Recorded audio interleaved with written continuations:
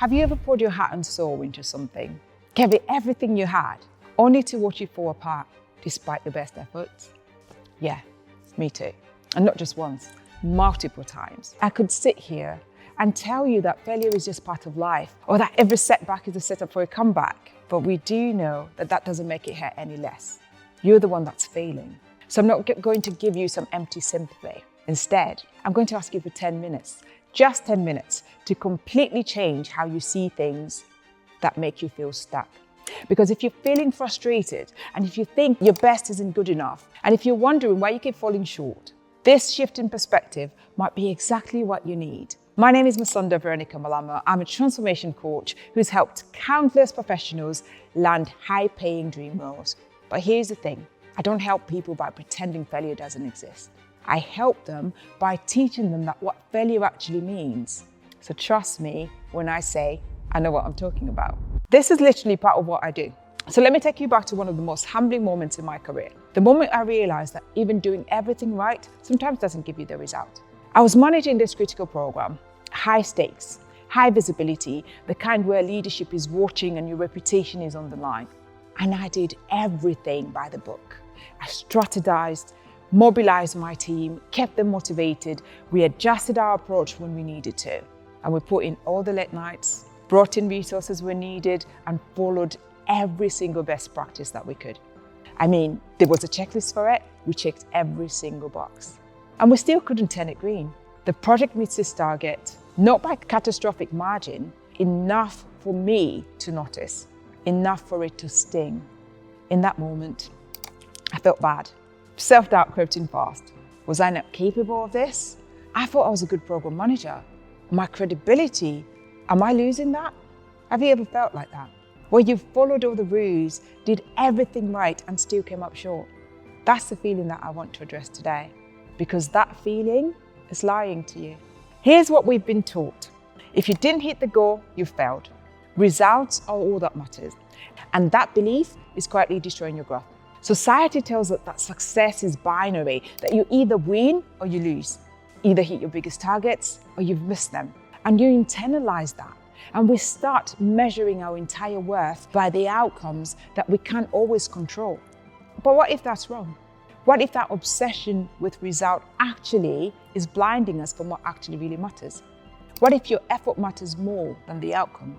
What if the growth that you experience matters more than the goal that you missed? What if the process, the person that you've become while you've been trying, is actually the real success? The shift completely changed with how I approached my work as a program manager and as a manager of people and as a coach.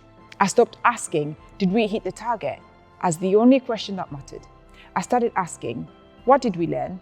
How did we grow? What capabilities did we build from this?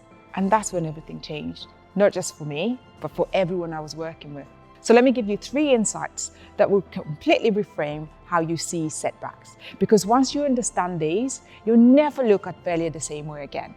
Lesson 1, failure is just unfiltered feedback. Failure isn't a verdict, it's data. So every time something doesn't work out for you, you're getting unfiltered feedback about what needs to adjust. That project that failed, it taught me more about leadership, team dynamics, and strategy than any success ever did. I learned where my blind spots were, I learned which skills needed to be developed, and I learned how to communicate directly under pressure. None of that would have been possible if that project had gone perfectly. So the question isn't, why did it fail? The question is, what is this failure trying to teach me? Number 2, judge your journey by effort, not just result. You're not your last outcome. You are your commitment to show up.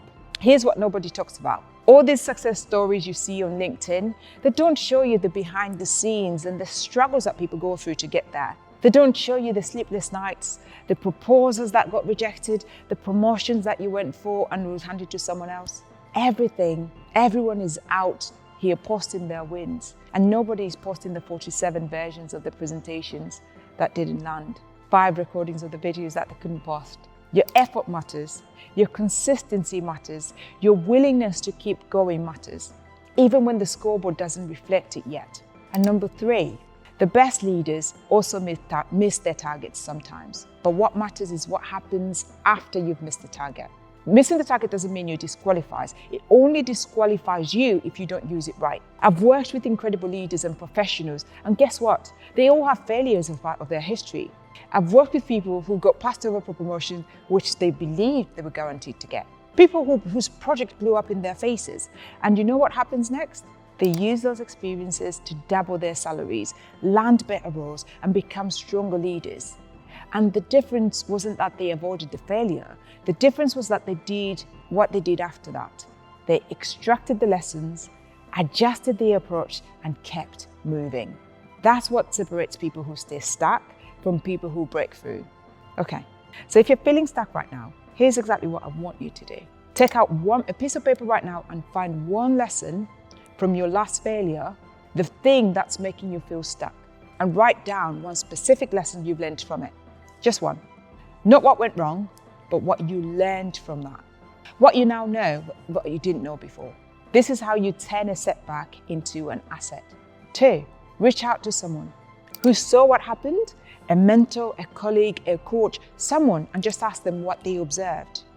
The reason this matters is you cannot see your own blind spot, and that's why it's called a blind spot. You need external feedback that helps you unlock patterns that you may be missing, and the strengths that you are underestimating for yourself, the opportunities that you won't be seeing. And this conversation can completely shift your trajectory. And the final thing, stop setting goals that are fully based on outcomes that you can't fully control. Instead of, I need to get a job offer, say, I'll apply to 3 new roles this week. So instead of, I need to get promoted, say, I'll have one strategic conversation with leadership every month. Process goals keep you in motion, and the motion creates momentum, and that momentum is what creates results. And if you're still here with me, here's what I need you to remember. Your value is measured by your drive to learn, your willingness to adapt, and your commitment to keep showing up, even when it's hard. So every failure you've experienced, it's not a period, it's a comma. It's just another chapter in the story that you're becoming. So if you're feeling stuck right now, you're not stuck because you failed. You're stuck because you're standing at the edge of your next breakthrough. And all you need to do is take the next step. If this resonated with you, do me a favor and share it with someone who needs to hear it. I'm Musonda Veronica Malama, and I'll see you on the next one.